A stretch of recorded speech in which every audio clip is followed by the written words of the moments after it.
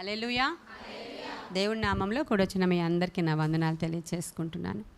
మరి ఈరోజు మనము ధ్యానం చేయబోయేటువంటి వాక్యము యెషయా గ్రంథము 40వ అధ్యాయము 29వ వచనము. ఒక్క వచనమే మనం ధ్యానం చేయబోతూ ఉన్నాం. సొమ్మసిల్లిన వారికి బలమిచ్చేవాడు ఆయనే, శక్తిహీనులకు బలాభివృద్ధి కలుగజేయువాడు ఆయనే. ఇదొక్క వచనాన్ని మనం ధ్యానం చేయబోతున్నాం. అందరం కలిసి ఈ మాటను చదువుదామా మరలా? సొమ్మసిల్లిన వారికి బలమిచ్చేవాడు ఆయనే, శక్తిహీనులకు బలాభివృద్ధి కలుగజేయువాడు ఆయనే.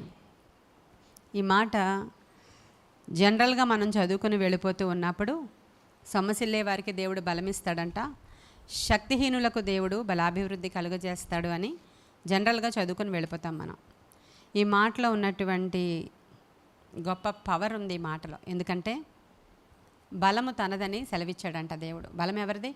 మన దేవుడిదే. మన దేవుడు ఎంత బలవంతుడో ఈ 40వ అధ్యాయంలోనే మనం చూస్తాము. పుడిసిట్టుతో ఆయన జలాన్ని కొలిచినవాడంట, జానతో ఆకాశాన్ని కొలిచినవాడంట. 12వ వచనం ఉంటుంది చూడండి.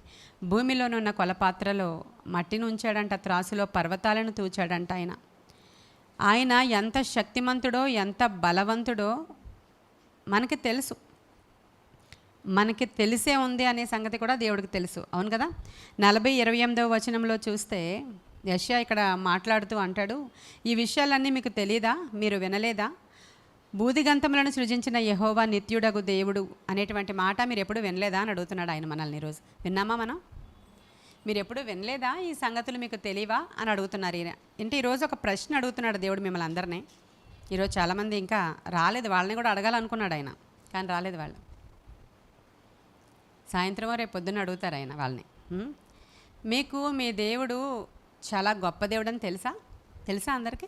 మనందరికీ తెలుసు కదా, మన దేవుడు చాలా గొప్ప దేవుడు. ఆయన సొమ్మసిల్లిన వారికి ఏం చేస్తాడంట? ఆయన బలం ఇస్తాడంట. సొమ్మసిల్లిన వారికి, శక్తిహీనులకు బలాభివృద్ధిని కలుగజేస్తాడంట. ఈ రోజుల్లో మనం ఎక్కడ చూసినా, క్రైస్తవ్యంలో ఎక్కడ చూసినా, లేదంటే మనం లోకంలో ఎక్కడ చూసినా అందరూ బలము తగ్గిపోయిన వాళ్ళు కనబడుతున్నారు మనకి. అంటే శరీర బలము, ఆత్మీయ బలము, మానసిక బలం కూడా. ఎక్కడ చూసినా మాకు బలము సరిపోవడం లేదు, మేము ఈ పని చేయలేకపోతున్నాం, ఈ ప్రార్థనలు చేయలేకపోతున్నాం, ఇది మేము నడిపించలేకపోతున్నాం, ఈ ఇంటిని మేము చూసుకోలేకపోతున్నాం, పిల్లల్ని మేము చక్కబెట్టుకోలేకపోతున్నాం, రెండు కూడా మేము చేయలేకపోతున్నాం. మా పిల్లల యొక్క విషయాల గురించి మేము వేసారిపోయాం, దిగజారిపోయాం. అసలు మాకు బలం సరిపోవట్లేదు. ఈ మాటలు విన్నారా? మీరు ఎప్పుడైనా మాట్లాడామా? ఈ మధ్యకాలంలో మాకు అసలు శక్తి సరిపోవట్లేదు. అది శరీర బలమే అనుకోండి, లేదంటే ఆత్మీయ బలం కూడా. ఆత్మీయంగా బలంగా ఉన్నవాళ్ళు వేరే రకంగా ఉంటారు. ఆత్మీయంగా ఏమంటారు, బలహీనం అయిపోయిన వాళ్ళు ఇలా సొమ్మసిల్లిపోతారు అన్నమాట. వాళ్ళు సొమ్మసిల్లిపోయి పెయింట్ అయిపోయి, ఇక మేము నడవలేము, ఇంకా వెళ్ళలేము, మా వల్ల కాదు, మేము ఇది చేయలేము, మేము అస్సలు ఇంకా ముందుకు ఒక అడుగు కూడా వేయలేకపోతున్నామని వాళ్ళు ఏమైపోతారంటే సొమ్మసిల్లిపోతారంట.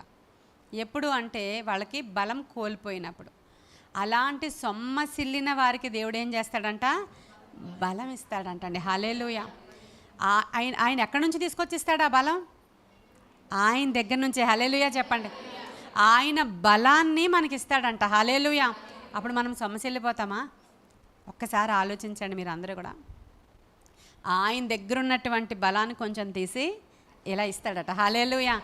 అప్పుడు ఈ యొక్క సమస్యల్లో, ఈ శోధనల్లో, ఈ బాధల్లో, ఈ బంధకాల్లో, ఈ ఇరుకుల్లో ఎవరైతే సొమ్మసిల్లిపోయే స్టేజ్లో ఉన్నారో వాళ్ళకి ఏం కలుగుతుంది అప్పుడు?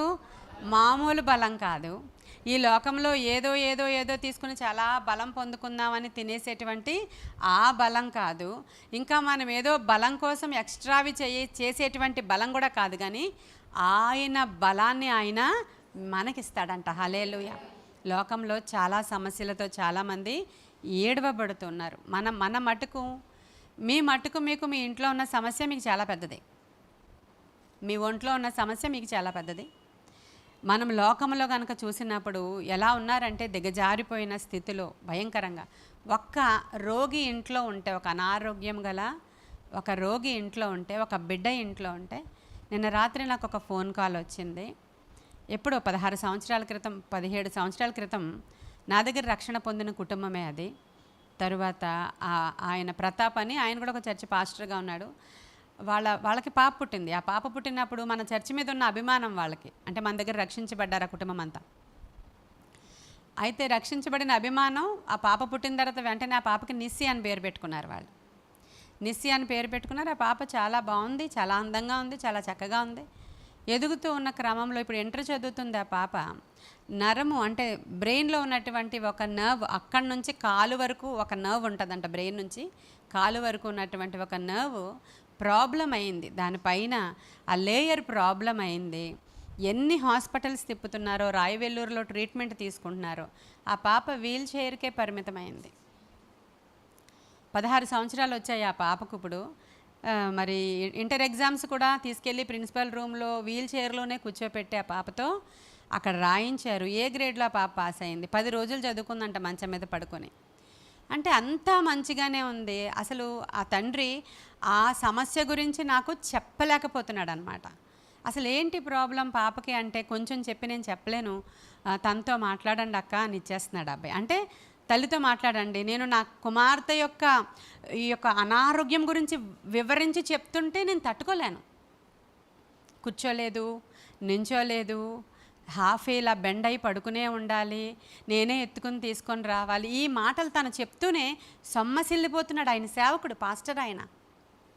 సొమ్మసిల్లిపోతున్నారన్నమాట. ఒక రోగి, ఒక బిడ్డకి అనారోగ్యం చేస్తే, ఒక ఇంట్లో ఒక వ్యసనపరుడైనటువంటి భర్త, బిడ్డ, లేదంటే ఒక అల్లుడు వచ్చాడంటే చాలు, ఇంకా ఆ ఇంట్లో ఉన్న వాళ్ళ పరిస్థితి, వాళ్ళు ఇంకా దిగజారిపోయి సొమ్మసిల్లిపోతున్నారా?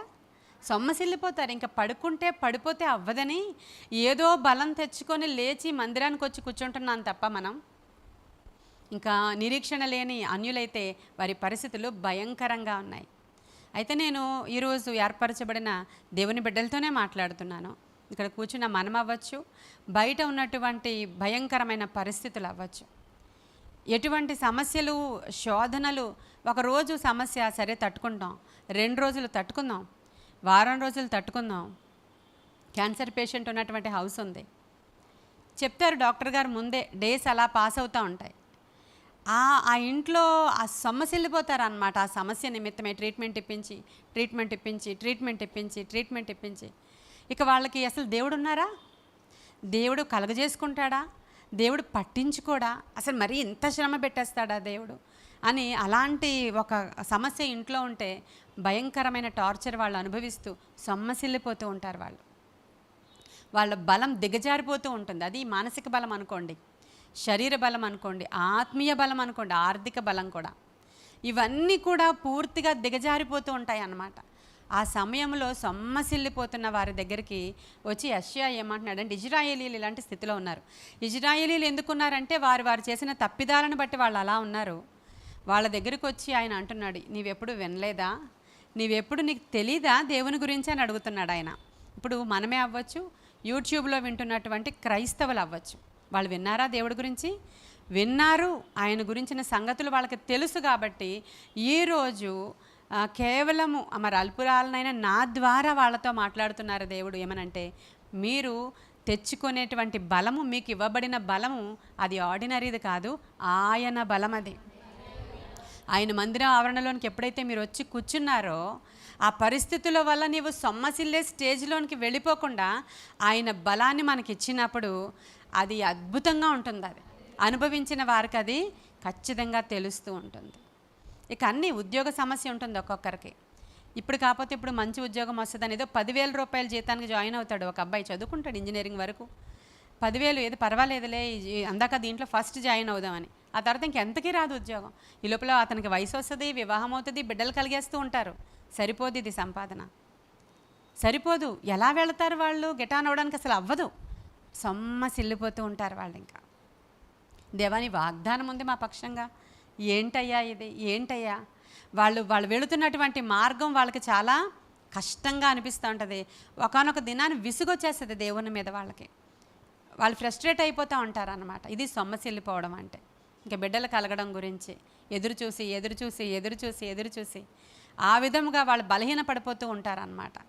ఇంకా బిడ్డల వివాహాలు జరగడం కోసం ఈ రోజుల్లో అది పెద్ద సమస్య. అది పెద్ద సమస్య అయిపోతుంది. వయసులు అయిపోతున్నాయి, బిడ్డలకి వివాహాలు జరగట్లేదు.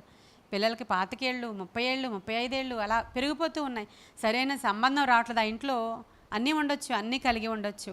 చాలా సొమ్మసిల్లిపోతున్నటువంటి స్థితిలో పెళ్ళి కావాల్సిన పిల్లలు అలా అయిపోతున్నారు. తల్లిదండ్రులు అలా విపరీతంగా బాధ అనుభవిస్తూ ఉంటారు. మనకు పైకేం కనిపించరు. మనం అందరం మామూలుగా మన లోపల ఉన్నటువంటి సమస్యలు, ఇరుకులు, ఇబ్బందులను బయటికి ఎక్స్పోజ్ చేయడానికి అవ్వదు. కొన్ని సందర్భాల్లో మనకి బలం ఉంది, ఖచ్చితంగా బలాభివృద్ధి దేవుడు మనకి కలుగజేస్తున్నాడు కాబట్టి ఈ మాత్రం తట్టుకుని మనం ఇక్కడ కూర్చోగలుగుతున్నాం. కాకపోతే ఒకే ఒక్కటి ఈరోజు దేవుడు జ్ఞాపకం చేసుకోమని చెప్తున్నాడు. ఈ సమస్యల్లోంచి, ఈ శోధనల్లో నుంచి, ఈ ఇరుకుల్లో నుంచి, ఈ బాధల్లో నుంచి, సొమ్మసిల్లే స్థితిలో నుంచి నువ్వు ఎక్కడికి వెళతావంటే, అంటే బలాభివృద్ధి ఎలా పొందుకుంటావో 129వ కీర్తనలో కీర్తనాకారుడు చక్కగా చెప్తా ఉన్నాడు. అక్కడ 129వ కీర్తనకు వచ్చేయండి. కీర్తనల గ్రంథము 129. ఇక్కడ ఉన్నటువంటి పైన కీర్తనలన్నీ చాలా బాగుంటాయి. బ్లెస్సింగ్స్, ఆశీర్వాదాలు, పెళ్లి కూతురుని చేసినప్పుడు, పెళ్లి కొడుకుని చేసినప్పుడు ఇవన్నీ చదువుతూ ఉంటాం మనం. పైన ఉన్నవి 127, 128 ఇవన్నీ అలా చదువుతాం. 129 దగ్గరికి వచ్చేటప్పటికి చాలా డిఫరెంట్గా ఉంటుంది ఆ కీర్తన. తీసారా? యాత్ర కీర్తన అని ఉంది. ఇజ్రాయేలు ఇట్లనును, నా యవ్వన కాలము మొదలుకొని పగవారు నాకు అధిక బాధలు కలుగజేయచ్చు వచ్చిరి.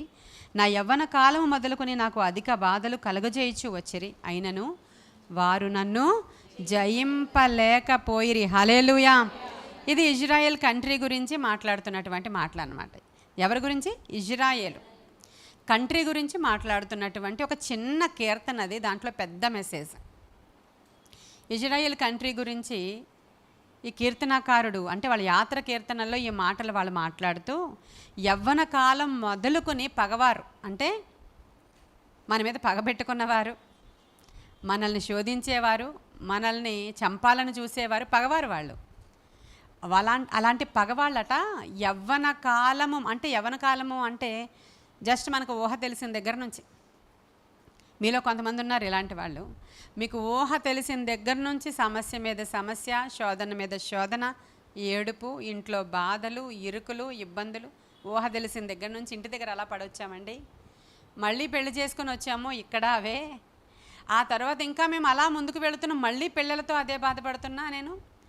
మరలా ఇంకా ఇలా ఉన్నప్పుడు, మొదట పెళ్లి చేసుకున్నప్పుడు మా ఆయన బాగానే ఉన్నాడండి, ఇప్పుడు మళ్ళీ వేరేగా. యవ్వన కాలం మొదలు నా ఇంట్లో నాకు ఊహ తెలిసింది మొదలు పగవాడు నా మీద కక్ష పెట్టుకున్నట్టు, మా ఇంటి మీదే గురి నిలిపినట్లు, మమ్మల్నే టార్గెట్ చేసినట్లు, శోధన మీద శోధన, సమస్య మీద సమస్య అలా వస్తూనే ఉంది. అధిక బాధలు నా పగవాడు నాకు కలుగజేశాడు, అయినను అవన్నీ కూడా నన్ను, హల్లెలూయా, అవేవి నన్ను జయింపలేకపోయాయి. అక్కడ వాళ్ళందరూ ఎలా ఉన్నారంటే, అలాంటి పగవాడు ఎలా ఉన్నాడంట అంటే, నా మీద పగబెట్టుకున్నవాడు సిగ్గుపడి వెనక్కి మళ్ళీపోవాలి ఖచ్చితంగా. వాడు మళ్ళీ పోయాడని చెప్తున్నాడు. సియోను మీద పగవారు అందరూ సిగ్గుపడి వెనకకి త్రిప్పబడుదురుగాక, వారు ఇంటి మీద పెరుగు గడ్డి వలె నుందురు, ఎదుగక మునిపే అది. ఇప్పుడు మనకు వచ్చిన సమస్యల గురించి బైబిల్ ఏం మాట్లాడుతుందంటే, ఎలా ఉందంట, ఇంటి మీద మొలిచే గడ్డి ఎంతకాలం ఉంటుంది? ఇంటి మీద గడ్డి మొలిచిందండి, అది ఎంతకాలం ఉంటుంది? అది ఎంతో కాలం ఉండదు. కానీ మొలిచినప్పుడు ఎలా ఉంటుందంటే చాలా పచ్చగా, చాలా ఫాస్ట్ గ్రోత్ దానికి. అసలు చూసినప్పుడు అమ్మో ఎంత నేను వేసినటువంటి ఇంకొక విత్తనం ఇంకా భూమిలోకి వెళ్ళేది, ఇంకా మొలక రాలేదు, ఇది నిన్న చూసేసరికి ఈ రోజు లేదు, ఎంత ఫాస్ట్ గ్రోత్ ఇది అని దాన్ని చూసినప్పుడు చాలా ఫాస్ట్గా ఎదిగిపోయినటువంటి ఒక పచ్చగా ఉన్నటువంటి గడ్డిలాగా అది మొలుస్తుందంట. కానీ ఇంటి మీద మొలిచిన గడ్డి ఎటువంటిదో నీ సమస్య అటువంటిది అన్నాడు దేవుడు. ఈరోజు ఖచ్చితంగా నువ్వు బలం తెచ్చుకోవాలి. ఈరోజు ఆయన బలము నీకు ఇస్తే దాన్ని గడ్డిలాగా చూస్తావు నువ్వు. ఆ సమస్యని రాని ఎన్నొస్తాయో రాని, అది నన్ను ఏం చేస్తుంది? ఎందుకంటే దాని అంతటికంటే బలమైన దేవుడు నాతో ఉన్నాడు. హల్లెలూయా. అంతే తప్ప ఈ సమస్యల్లో నువ్వు దిగజారిపోయి, నువ్వు సొమ్మసిల్లిపోయి, నీ బలము ఉడిగిపోయి, నువ్వు వెళ్ళిపోయి ఏడుస్తూ కూర్చొని, నీ వెళ్ళిపోయి అంత మనోవేదన పెట్టుకొని, నీ ఆరోగ్యాన్ని పాడు చేసేసుకొని, నీవు దిగజారిపోయి అసలు దేవునిలోనే ఉండకుండా, ఇంకా దేవునిలో ఉండకుండా ఏం చేస్తారు వాళ్ళు? నిజంగానే మనోవేదన పెట్టుకున్న వాళ్ళు ఏం చేయాలి? ఒక మూలకు వెళ్ళిపోయి మంచం మీద కూర్చొని తలుపులన్నీ వేసేసుకొని, కిటికీలన్నీ వేసేసుకొని, లైట్లన్నీ ఆర్పేసుకొని ఆ మూలను కూర్చొని ఏడవాలి. కానీ వాళ్ళు అలా చేయట్లేదు. టీవీ వేసుకొని, ఏసీ ఆన్ చేసుకొని, కాళ్ళు చాపుకొని, మనోవేదన ఇలా చేయట్లేదా? మనోవేదన మరి బెంగంటే ఏంటి?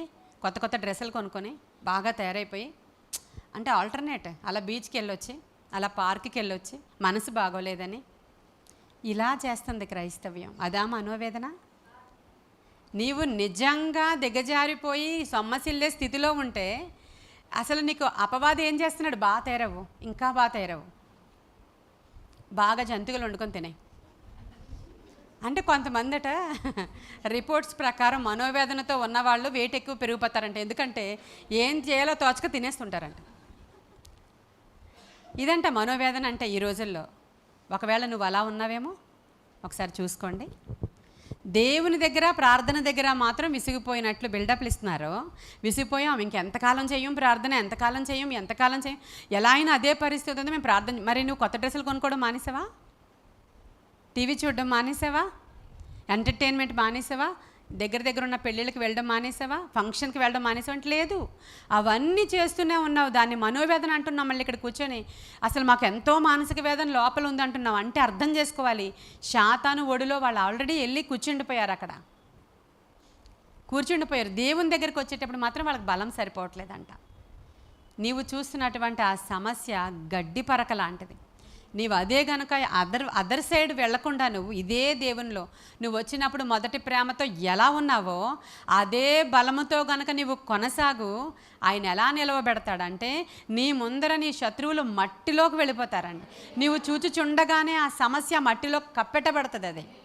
అదే జరిగింది ఇక్కడ ఇజ్రాయేల్ కంట్రీ మీద పగవారు పగబట్టి అంటే ఇజ్రాయేల్ కంట్రీ ఇలా పుట్టినప్పుడు దగ్గర నుంచే ఇజ్రాయేల్ కంట్రీ మీద శాతానుడికి పగ, ఇజ్రాయేలీల మీద శాతానుడికి కోపం, కక్ష. అందుకని ఫరో దగ్గర నుంచే మొదలు పెట్టాడు, ఈ జాతిని లేకుండా చేయాలి. జాగ్రత్తగా వినండి, ఈ జాతిని అసలు లేకుండా చేయాలి. అసలు వీళ్ళ యొక్క సంతానాభివృద్ధి జరగొద్దు, అసలు వీళ్ళకి మగబిడ్డలనే ఉంచొద్దు, వాళ్ళకి అసలు మగబిడ్డలనే బ్రతకనివ్వద్దు. అక్కడ మొదలుపెట్టాడు శాతానుడు. ఫరో ద్వారా మొదలుపెట్టాడు. వాడు అణుస్తూనే ఉన్నాడు, మగవాళ్ళతో వెట్టి చాకరీ చేయిస్తూనే ఉన్నాడు, అణుస్తూనే ఉన్నాడు. ఆగిపోయిందా అక్కడ? వాళ్ళు దినము వాళ్ళు ఏమయ్యారంట? సంతానాభివృద్ధి. హల్లెలూయా. అంత మాత్రమే కాదు కానీ వాళ్ళ శరీర బలము, ఆ శరీర సౌష్ఠవం చూసినప్పుడు ఫరోకి భయం వేసిందంట. ఏంటి వీళ్ళు వెట్టి చాకరీ చేయిస్తున్నాను నేను వీళ్ళతో, ఈ స్త్రీలు ఏంటి ఇంత చురుకుగా ఉన్నారు, నాకు నడువు నొప్పి, కాళ్ళు లాగేస్తున్నాయి, తలపోటు వచ్చేస్తుంది, జ్వరం వచ్చినట్లుంది, ఈరోజు రాను, చాలా నీరసంగా ఉంది, ఇంకొక దానికైతే పరిగెత్తేస్తారు. ఇవన్నీ అంటే అప్పట్లో ఉన్నటువంటి హెబ్రీ స్త్రీల గురించి మాట్లాడుతున్నాను. ఇప్పుడు మనం అలాగే ఉండాలి. అప్పుడు వాళ్ళు ఎవరు అలా చెప్పట్లేదేంటి? మన ఈజిప్షియన్ స్త్రీలేమో కొంచెం ప్రెగ్నెన్సీ వస్తే ఇంక మంచం నుంచి దిగట్లేదేంటి? ఈజిప్షియన్ స్త్రీలేమో ఇలా ఉన్నారు, హెబ్రీ స్త్రీలు ఎలా ఉన్నారు? ఇంకా అసలు ప్రెగ్నెన్సీయా ఇంకోట అది మాకు అంత అనవసరం, అన్నీ మేమే చేసేసుకుంటాం ఇంట్లో అంటున్నారు వాళ్ళు. మంత్రసానులు రాకుండానే డెలివరీ కూడా చేసేసి నడుము కూడా గట్టి కట్టేసుకుని మళ్ళీ వెళ్ళిపోయి ఏమీ లేనట్లు పని చేసుకుంటున్నారట వాళ్ళు. వాళ్ళని చూసినప్పుడు ఆశ్చర్యం కలుగుతుంది వాళ్ళకి. హెబ్రీ స్త్రీలు ఏంటి ఇంత చురుకైన వాళ్ళు? చెప్తున్నారు మంత్రస్థానులు రాజు దగ్గరికి వెళ్ళి చెప్తున్నారు, అయ్యా ఈజిప్షియన్ లేడీస్ లాంటి వాళ్ళు కాదు హెబ్రీ స్త్రీలు, వాళ్ళు వేరు. హల్లెలూయా. ఈరోజు సమస్యలు అన్యులకి వస్తున్నాయి, మనకి వస్తున్నాయి. వాళ్ళలాగే సోలిపోతావా నువ్వు కూడా? వాళ్ళలాగే సొమ్మసిల్లిపోతారా? ప్రార్థనకి ఇంక అలా రావడం లేటు చేసేసుకుని కూర్చుంటారా ఇంటి దగ్గర? ముందున్నటువంటి ఆసక్తి లేదే అనేక మందిలో ఈరోజు. ఎందుకు? నీ యవ్వనంలో ఉన్న ఆసక్తి ఎందుకు లేదు? నీ ముందున్నటువంటి ఆసక్తి ఎందుకు లేదంటే కామన్ అయిపోయాయి అన్నమాట నీకు. ఇప్పుడు ఇలా ప్రార్థన చేయగానే అలా జరిగిపోవాలన్నమాట. అలా జరిగిపోయినా రారు. అన్నీ సవ్యంగా ఉంటే మాకు రావడానికి అవ్వట్లేదు, అసలు ప్లేస్ సరిగ్గా లేదు, లేకపోతే మేము రాలేము, మాకు వీలు కావట్లేదు, మాకు ఉద్యోగం వచ్చింది, మాకు వ్యాపారం పెరిగిపోయింది, ఇంక మేము షాపులు చూసుకోవాలని అలాగా రావట్లేదు, ఇలాగా రావట్లేదు. కానీ ఈరోజు సొమ్మసిల్లే వాళ్ళ కోసం ఒకసారి దేవుడు మెసేజ్ చెప్తున్నాడు. ఒకవేళ ఎవరైతే నేను ఇందాక చెప్పినటువంటి కండిషన్స్లో ఉన్నటువంటి వాళ్ళు ఉంటారో, అంటే సమస్యల ద్వారా ఇంకా ఏడవబడిపోయి సొమ్మసిల్లిపోయే స్టేజ్లో ఉన్నారో వాళ్ళను ఇదిగో ఈ 129వ కీర్తన ఈరోజు మనకి ఒక గొప్ప ఉజ్జీవాన్ని తీసుకొస్తుంది అనమాట. అయితే ఎవరు ఏం చేయలేకపోయారు? ఎవరిని? ఇజ్రాయేలీల్ని. ఇజ్రాయేలు వినుమని స్టార్ట్ అవుతుంది అది. ఎవ్వరు ఏం చేయలేపారు ఇజ్రాయేలీల్ని? ఫరో ఏం చేయలేపాడు. అక్కడ నుంచి మోషే వచ్చాడు. మోషే వచ్చిన తర్వాత అస్సలు ఏం చేయలేకపోయారు. అనేక బాధలు అక్కడ కలిగినాయి. అయినా సరే వాళ్ళకి ఏమీ కూడా శ్రమ రాలేదు. వాళ్ళందరూ చీకట్లో ఉన్నారు, వీళ్ళు వెలుగులో ఉన్నారు. వాళ్ళందరి ఇళ్లలో మరణం ఉంది, వీళ్ళ ఇంట్లో ఆశీర్వాదం ఉంది. వాళ్ళందరూ కూడా నశించిపోతున్నటువంటి స్థితిలోనికి వెళ్ళిపోతున్నారు. వీళ్ళందరూ కూడా పాటలు పాడుచు సియోనుకు వెళుతున్నారు. హల్లెలూయా. వీళ్ళందరూ పాటలు పాడుచు కానానికి ఎర్ర సముద్రం దాటి ఎలా వెళుతున్నారు? వీళ్ళు సంతోషంగా కంజర్లు ప్లే చేసి, మనం చేస్తున్నది అదే, మనం అనుదినము చేస్తున్నది అదే. సమస్యలు లేవా వాళ్ళకి? ఉంటాయి, కానీ అవి మాకు గడ్డి లాంటివి. హల్లెలూయా. ఆ సమస్యని పెద్దదిగా చేసుకోకండి ఈరోజు ఎవ్వరు కూడా. అది మనకి గడ్డి, అది మరి ఎలాంటి గడ్డి? ఇంటి మీద మొలిచిన లాంటి గడ్డి. దాన్ని పట్టుకొని పొలోమని ఏడ్చుకుంటూ రాత్రి పగలు ఏడుపు మొహం పెట్టుకొని అసలు మన ఇంకా ఏదో చచ్చిపోయిన వాళ్ళలాగా, అంటే కోల్పోయిన వాళ్ళలాగా, బెంగ పడిపోయిన వాళ్ళ అలా ఉండడానికి దేవుడికి అస్సలు ఇష్టమే లేదు. ఎందుకంటే వీళ్ళు ఏం చేస్తున్నారంటే వీళ్ళ మీదకి వాళ్ళ తర్వాత ఇంకొక అటాక్ జరిగింది. తరువాత మాదీలు వచ్చారు, బబులోనీయులు వచ్చారు, పారసీకులు వచ్చారు కదా. దెబ్బ మీద దెబ్బ. నాకు వయసు వచ్చిన దగ్గర నుంచి దెబ్బ మీద దెబ్బ కొడుతూనే ఉన్నాడు పగవాడు, కానీ మళ్ళీ నేను పైకి లెగుస్తున్నాను. హల్లెలూయా. వాడు నన్నేమీ చేయలేడు. శత్రువా, నేను పడిపోయినా మరలా తిరిగి లేస్తా. హల్లెలూయా. నన్ను ఎవడేం చేయలేడు. ఈ శోధనతో నన్ను అణిచేద్దాం అనుకున్నావా నువ్వు? ఈ శోధన వచ్చింది ఇంక అంతే అయిపోయింది అనుకుని అలా వాళ్ళు దిగజారిపోతారు అనుకున్నావా? అస్సలు సమస్య లేదు. తర్వాత బబులోనీయులు వెళ్ళిపోయారు, మాదీలు వెళ్ళిపోయారు, పారసీకులు వెళ్ళిపోయారు, గ్రీకులు వచ్చారు. వీళ్ళందరూ ఎలా కనబడుతున్నారంటే, అమ్మో ఈ శక్తి ముందర మనం అసలు నిలబడలేం, ఈ గవర్నమెంట్తో మనం నిలబడలేం, ఈ వీళ్ళ శక్తి ముందర అసలు మనం ఏ పాటి వాళ్ళం, మనకు అసలు ఏ దిక్కు లేదు, మనము చెరలోనికి వచ్చినటువంటి బానిసల్లాగా ఉన్నాం ఇక్కడ. ఈ బబులోనీయుల దగ్గర మనం ఏం చేయగలం అనుకుంటున్నాం మనం అనేక సందర్భాల్లో. ఈ దేశం మనది కాదు, ఆ పేరు మనకు లేదు, మనల్ని ఏమన్నా చేసేస్తారేమో. రాని, శత్రువు యొక్క శోధన వస్తే రాని అన్నట్లు ఉండాలి క్రైస్తవుడు. ఆ శోధనలు మనల్ని ఏమి కూడా అసలు చేయలేవు, అసలు ఏమి చేయలేవు మనల్ని ఆ శోధనలు. అది నాకు కామనే అంది ఇజ్రాయెల్ ఏమంటుందంటే, ఆ శత్రువులు నాకు కామనే, నాకు వయసు వచ్చిన దగ్గర నుంచి చూస్తున్నాను నేను అవి. రాని ఏం చేస్తుంది? అది ఏమీ చేయలేడు. నా పగవాడు నా కనుల ఎదుటే వాడు ఆ మట్టిలోనికి వెళ్ళిపోవడం నేను చూస్తా. హల్లెలూయా. ఈరోజు మాదీయ సామ్రాజ్యం లేదు, బబులోను సామ్రాజ్యం లేదు, గ్రీకు సామ్రాజ్యం లేదు, ఈజిప్ట్ ఎవ్వరు లేరు. ఎవరున్నారు? ఇజ్రాయెల్. హల్లెలూయా. హల్లెలూయా. నీకు విరోధముగా రూపింపబడిన ఏ ఆయుధము కూడా అది. మరి ఎందుకు నువ్వు సమస్యకి భయపడిపోతున్నావు ఈరోజు అంటున్నాడు ప్రభు. ఈరోజు మీకు ఏ సమస్యలు ఉన్నాయి అవి నమ్మకంగా ఉండండి దేవుడి దగ్గర. నమ్మకస్తులకు దీవెనలు అంటారు. అనేక మంది నీ దగ్గరికి వచ్చి ఏం పాపం చేశారో, ఇలా ఈ పాపకి పిల్లలు పుట్టట్లేదు, ఇంకా ఏం దోషం ఉందో, ఇంకా ఏమి కీడుందో, అసలు మీరు ఏం చేశారో ఇవన్నీ కూడా వాళ్ళు అంటూ ఉంటే నువ్వు ఏడ్చేయాలా? వాళ్ళకి తెలియక అంటున్నారు. అన్యులు నీ ముందర పచ్చగా గడ్డిలా కనబడుతుంటే ఏడిపోచ్చేస్తుందా నీకు? అంత దిగజారిపోయినటువంటి ఆత్మీయ స్థితిలో ఉన్నావా నువ్వు ఈరోజు? అసలు దేనికి కూడా క్రైస్తవుడు బెదరకూడదు. జ్ఞాపకం పెట్టుకోండి. ఈరోజు మనకి 40 రోజుల విజ్ఞాపన ప్రార్థన, పౌరుషంతో ప్రార్థన చేయడానికి అవసరమైన వర్తమానం ఈరోజు చెప్తున్నాను నేను మీ అందరికీ. మీలో ఒక్కొక్కరు ఎలా దిగజారిపోయి ఉన్నారో, ఎక్కడికెక్కడికి పోయి ఉన్నారో, ఏమేమి చేసుకుంటున్నారో, ఎలా ఉన్నారో, ఇవన్నీ దేవుడు కండిషన్ చూపిస్తూనే ఉన్నాడు. ఎందుకు ఇలా అయిపోతారు అంటే, మీరు రోడ్డు పక్కన బొమ్మలు చూసారా? ఆ యొక్క సెప్టెంబర్ నెల, అక్టోబర్ నెల వచ్చేటప్పటికి బొమ్మలు తయారు చేస్తూ ఉంటారు. తయారు చేస్తూ ఉన్నప్పుడు మాకు ఇంటికి దగ్గరగా బొమ్మలు అలాంటి తయారు చేసేది ఉంది మాకు రాజమండ్రిలో. మాకు లేదు, అక్కడ ఒక టెంట్ ఉంది. ఆ టెంట్లో బొమ్మలు తయారు చేస్తుంటారు. బొమ్మలు తయారు చేశాక ఆ బొమ్మ పేకకి ఈ బొమ్మ పేకకి దండం కట్టి దాని మీదే బట్టలు వేసుకుంటూ ఉంటారు వాళ్ళు. అంటే ఇంకా పీక తయారు చేశారు కానీ ఇంకా చేతులు అవి తయారై ఉండవు. ఆ తర్వాత చేయి తెచ్చి అటాచ్ చేస్తుంటారు. తర్వాత ఈ చేతి తెచ్చి ఈ పాము తెచ్చి మళ్ళీ అటాచ్ చేస్తారు దానికి. అంటే దేనికి దానికి బొమ్మలు. అలా ఊడిపోయి ఉన్నారు మీలో చాలామంది. అతికించు వాళ్ళని కొంచెం. ఇలాంటి స్టేజ్లో ఉన్నారు. పైకి బాగానే కనబడుతున్నారు అందరూ, కానీ ఇలాంటి స్టేజ్లో ఉన్నారు. అతికించుకో వెళ్ళి అన్నాడు ఆయన. ఎన్నిసార్లు ఈ వర్తమానాలు మనకు కావాలి? ఎన్నిసార్లు దేవుడు మనల్ని బలపరచాలి? సమస్యలు అస్సలు రావద్దా? మరి అసలు రావా? మనుషులు కాకపోతే ఇంకెవరికి వస్తాయి? వస్తే అలా దిగజారిపోతామా మనం? ఒకసారి జ్ఞాపకం చేసుకోండి. బ్రతికి ఉన్నామన్న పేరే కానీ మృతంగా ఉన్నటువంటి స్థితిలోనికి ఎప్పుడు క్రైస్తవులు వెళ్ళకూడదు. ఎస్పెషల్లీ ఈరోజు ప్రార్థనకు వచ్చిన మీరందరూ మరలా తిరిగి ఉజ్జీవింపబడాలి, రివైవ్ అవ్వాలి. ఈరోజు నిజంగా ఒక సత్క్రైస్తవుడు అయితే నీవు మరొకసారి బలాన్ని నీవు తెచ్చుకోవాలి. ఆ బలం నీది కాదు. నాయన ఈరోజు నీ బలం కొంచెం ఇవ్వని అడగాలి మీరు. నీ బలం నాకు కొంచెం ఇవ్వ అని. మీరు వినలేదా దేవుడి గురించి? అడుగుతున్నాడు కదా ఇక్కడ క్వశ్చన్. ఎక్కడ అడుగుతున్నాడు? యెషయాలో కదా. మళ్ళీ యెషయా దగ్గరికి వెళ్తాను రండి. నువ్వు అసలు వినలేదా నీ దేవుడి గురించి? 28వ వచనం. నీకు తెలియలేదా? నీవు వినలేదా? బూదిగంతములను సృజించిన యెహోవా నిత్యుడగు దేవుడు, ఆయన సొమ్మసిల్లడు, అలయడు, ఆయన జ్ఞానమును శోధించుట అసాధ్యము. అయితే మన దేవుడు ఎటువంటి వాడు? ఆయన బలం మనకి ఇచ్చాడు అనుకోండి. మన దేవుడు ఎటువంటి వాడో తెలుసా మీకు? ఆయన ఎప్పుడు సొమ్మసిల్లడు.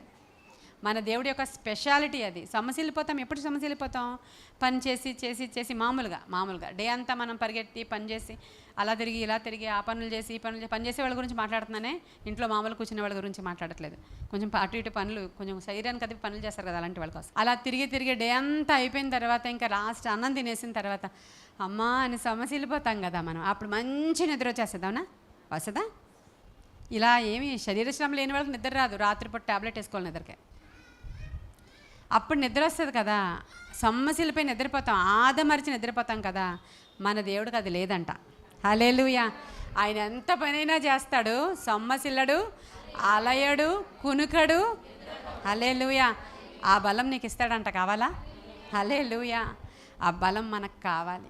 బలము తనదని దేవుడు, అది ఎవడి సొత్తు కాదు. హల్లెలూయా.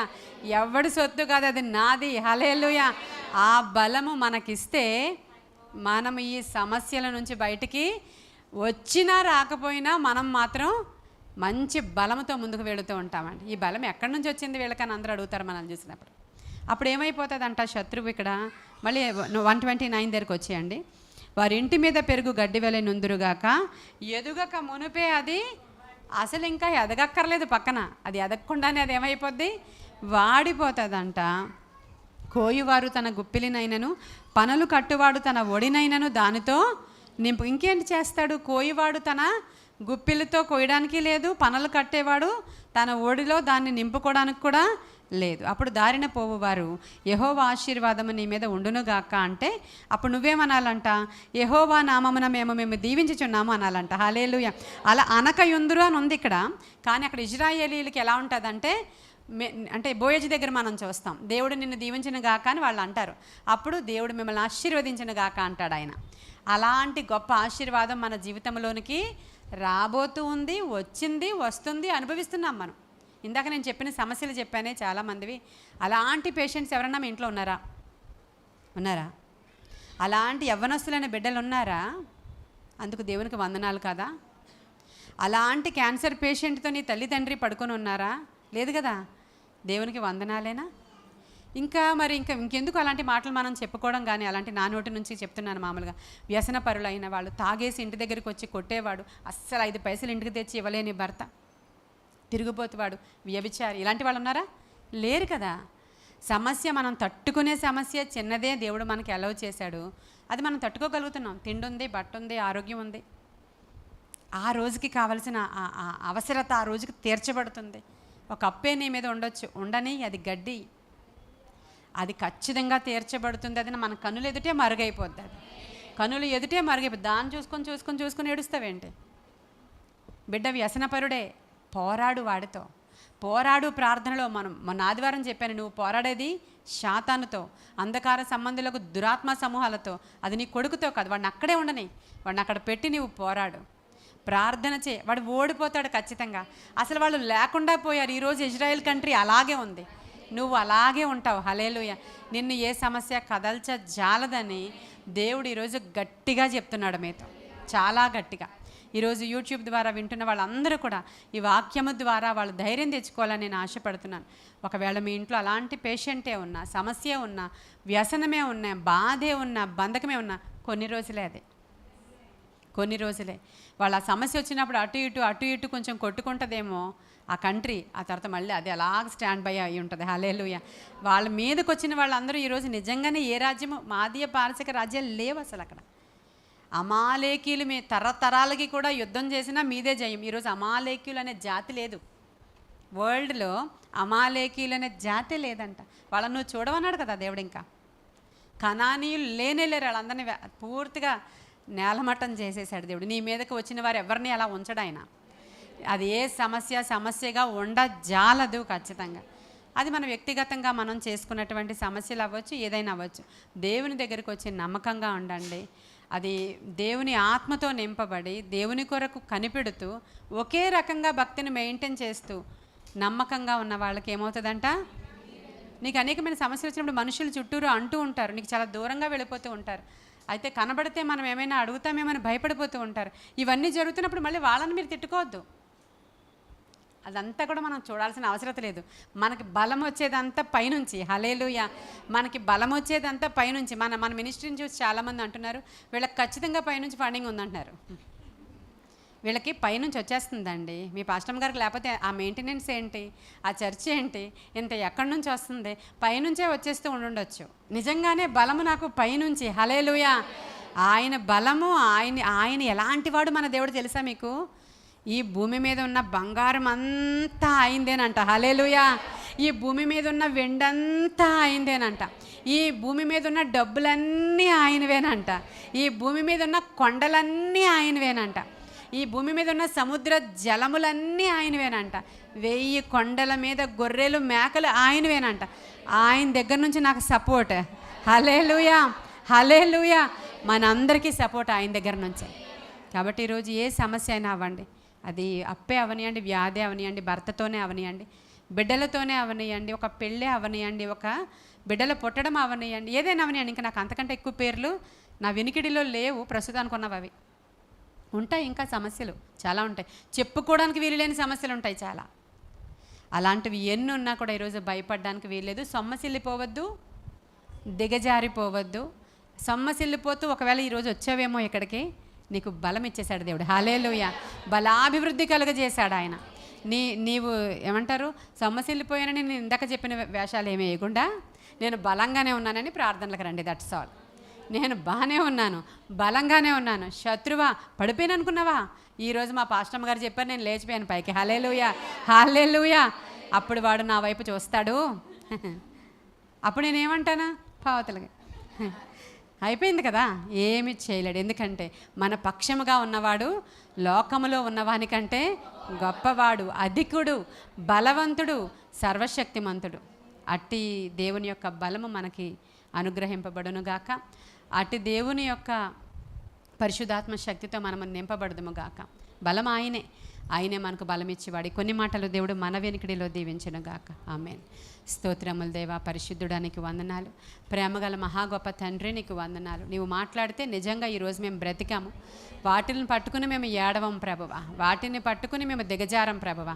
దేవా, ఈరోజు మేము నూతన బలం పొందుకున్నాం ప్రభువా, నూతన శక్తి అది మీ నుంచి వచ్చిందే అయ్యా. బలము నీదేనయ్యా, ఆ బలము నీదే ప్రభువా. గొప్ప కార్యాలు మా పక్షముగా మీరు జరిగిస్తావని, ఈరోజు వినిన అనేక మంది బలాభివృద్ధిని అందుతున్నారని, బలము తెచ్చుకున్నారని, దేవుని ఆత్మశక్తి వారిని ముట్టుకుందని, వారి మీదకి దిగి వచ్చిందని, ఆత్మతో నింపబడ్డారని నమ్మి విశ్వసిస్తున్నాం ప్రభువా. నాయన, ఇంకా ఏ విధమైనటువంటి దిగజారుడుతనం మా దగ్గర లేదు ప్రభువా. మేము సొమ్మసిల్లిపోలేదు ప్రభువా. నూతన బలం ఇచ్చినందుకు వందనాలు. యోబు తన జీవితంలో ఎన్ని శోధనలు వచ్చినా సొమ్మసిల్లిపోలేదయ్యా. నా దేవుడు సజీవుడని చెప్పాడు, నేను ఆయనను చూతునని చెప్పాడు. నాయన, మేము అంతకంటే బలముగా నిలబడడానికి అవసరమైన కృప మాకు కూడా కావాలి.